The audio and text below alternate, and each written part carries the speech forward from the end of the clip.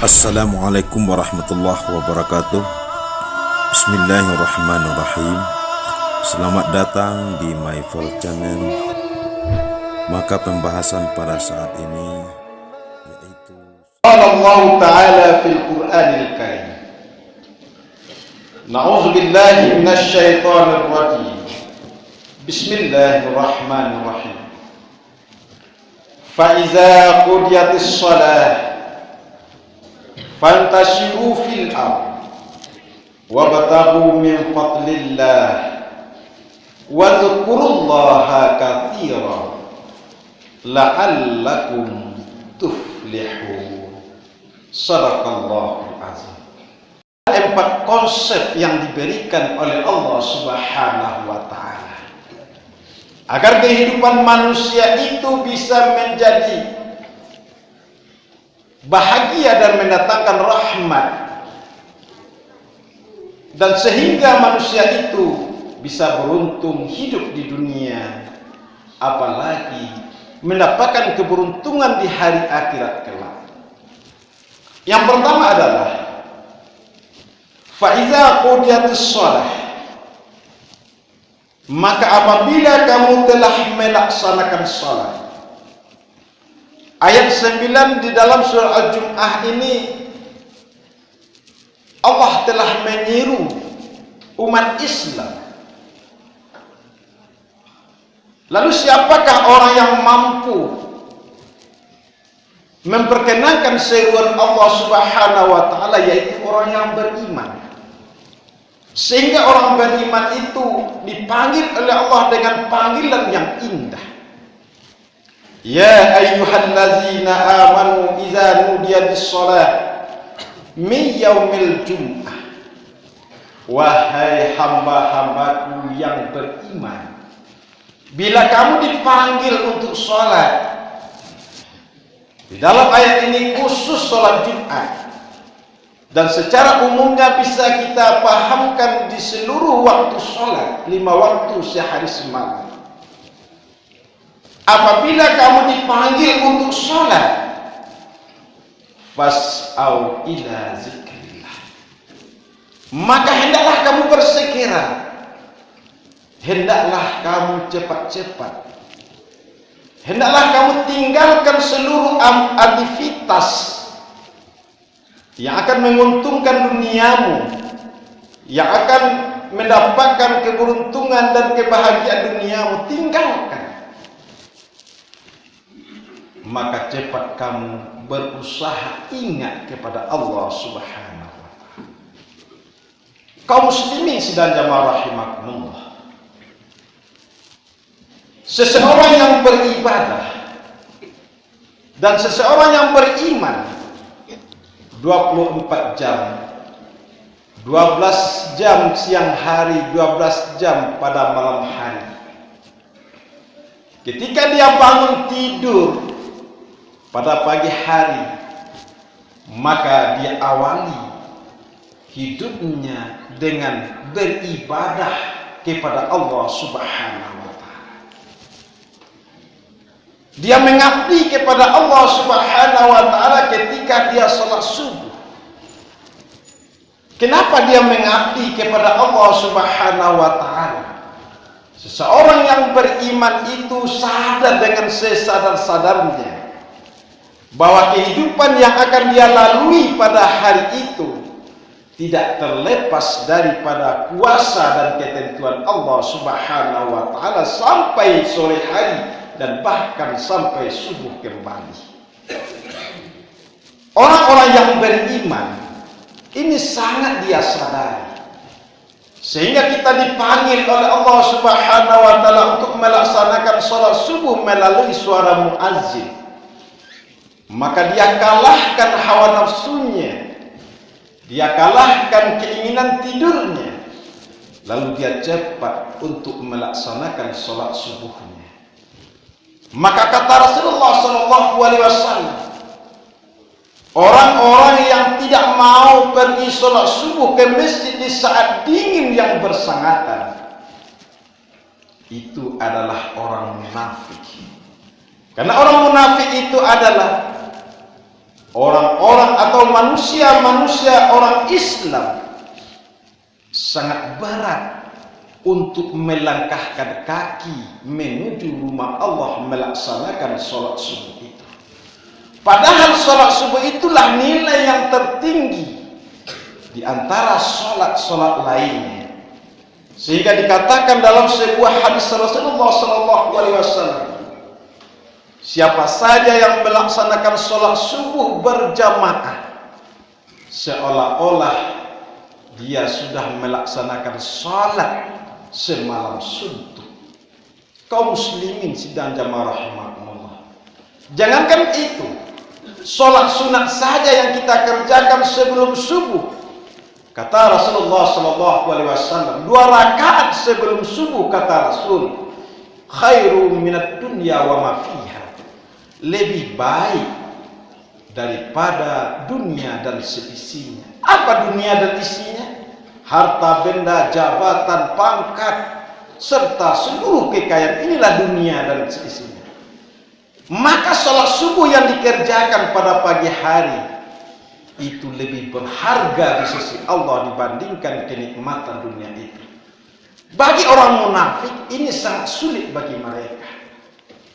Tetapi orang-orang yang betul-betul beriman, tertanam di dalam dirinya, termotivasi hati dan pikirannya untuk melaksanakan ibadah kepada Allah Subhanahu wa ta'ala. Dia awali hidupnya dengan beribadah. Karena dia beribadah itu, dia sangat mengharapkan apa yang dia minta kepada Allah Subhanahu wa ta'ala.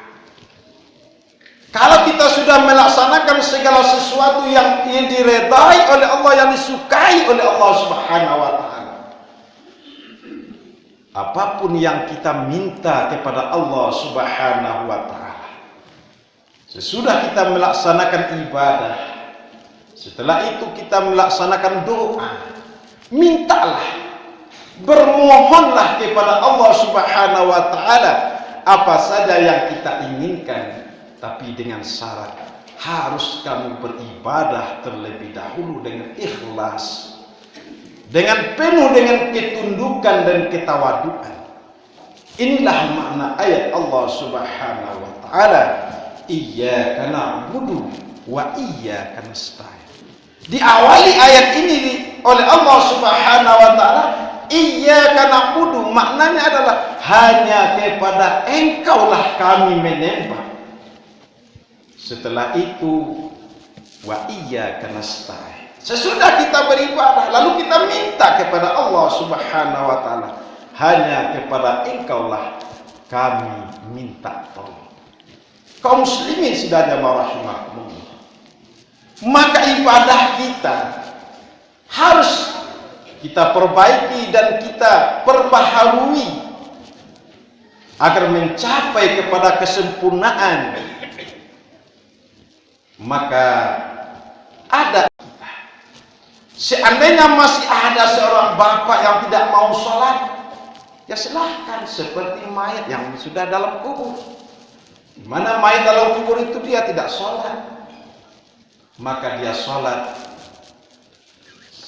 dan fungsi sholatnya adalah selagi dia hidup di dunia. Orang yang di dalam kubur tidak ada lagi sholatnya, sudah habis amalannya, sudah terputus amalannya. Maka kita beramal hanya selagi kita hidup di dunia. Ad-dunya mazra'atul akhirah.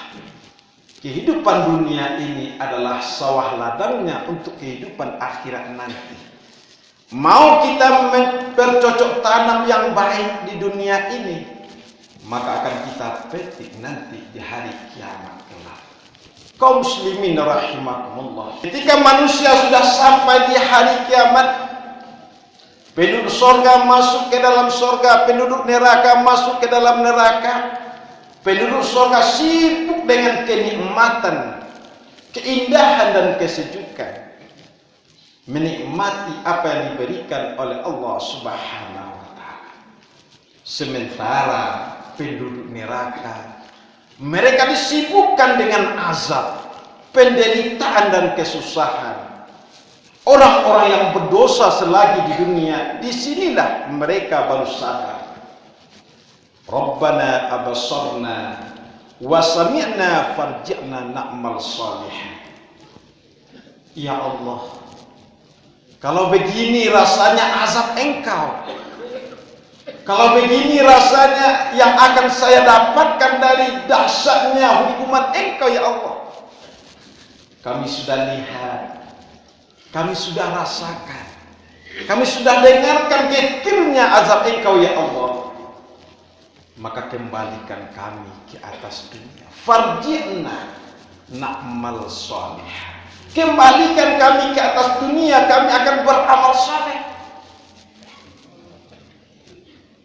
Ke dunia kemana lagi akan kita kembali? Manusia semuanya sudah sampai di akhirat. Sehingga orang-orang yang lalai selagi di dunia nanti dia menyesal.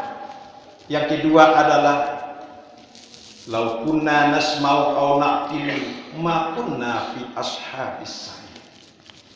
Jikalau di saat kami di dunia dulu kami sadari dan kami fikirkan, kami dengar nasihat-nasihat para ulama, para ustaz, para khatib dan kiai, tentunya kami tidak akan masuk ke dalam neraka yang bergejolak. Lalu orang yang berdosa ketika sudah masuk ke dalam neraka, apa ungkapannya? Fa'tarafu bizambihim fasuhkan li ashabis. Mereka terpaksa mengakui kesalahan-kesalahan yang pernah mereka lakukan selagi hidup di dunia itu. Kaum muslimin sidang jamaah rahimakumullah. Jadi nikmatnya seorang yang beriman adalah dia awali dengan ibadah. Kemudian yang kedua, nikmatnya seorang yang beriman adalah setelah dia beribadah, dia bertebaran di muka bumi, mencari karunia Allah.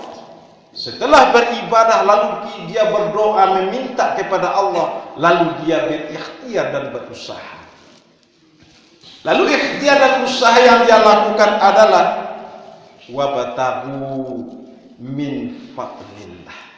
Dia mencari daripada karunia Allah, mencari rezeki Allah yang halal lagi baik. Ya ayuhan nasu kulu mimma fil ardi halalan thayyiban. Wahai manusia, makanlah olehmu apa saja yang ada di atas bumi ini yang halal lagi baik. Kaum muslimin sidang jamaah rahimakumullah, pada hari ini yang sangat kita khawatirkan, banyak umat Islam yang mencari dan mengusahakan harta dan kekayaan tidak sesuai dengan apa yang ditentukan oleh Allah Subhanahu wa taala. Pada saat ini marak-maraknya memancing di kolam atau perlombaan memancing. Padahal bapak-bapak, saudara-saudara, kalau kita analisa daripada fikih, memancing dengan membayar, perlombaan memancing, maka itu ada dua bentuk kesalahan. Yang pertama adalah bai'ul gharar, jual beli yang tidak jelas. Yang kedua tergolong kepada judi. Ini perlu penjelasan yang lebih lanjut. Kaum muslimin rahimahumullah. Kemudian ada juga orang yang mencari harta kekayaan, tidak mengindahkan halal, tidak mengindahkan yang baik. Padahal Allah Subhanahu wa taala, carilah, makanlah olehmu yang halal lagi baik. Kemudian yang keempat adalah di saat dia berusaha, di saat dia berikhtiar dalam kehidupannya, wazkurullaha katsir. Dia harus ingat Allah Subhanahu wa taala. Kalau kita ketika berusaha ingat Allah Subhanahu wa taala, maka bisa membentengi diri kita dari perbuatan-perbuatan maksiat dan kesalahan. Kenapa banyak orang yang salah dalam berbuat dan bertindak, sehingga adanya terjadi korupsi, maling, bergunjing dan memfitnah, Karena ketika itu dia tidak ingat Allah Subhanahu wa Ta'ala. Maka setiap perbuatan kita, setiap tindakan kita, setiap usaha kita harus kita ingat Allah Subhanahu wa Ta'ala. Sebagaimana Allah Subhanahu wa Ta'ala telah mengatakan kepada kita, fa iza qadaitumus shalah fadhkurullaha qiyaman wa qu'udan wa 'ala junubihi. Apabila kamu sudah melaksanakan salat, maka ingat Allah Subhanahu wa Ta'ala ketika kamu berdiri. Maksud berdiri di sini adalah ketika kamu berusaha. Wa qu'udan, ketika kamu duduk.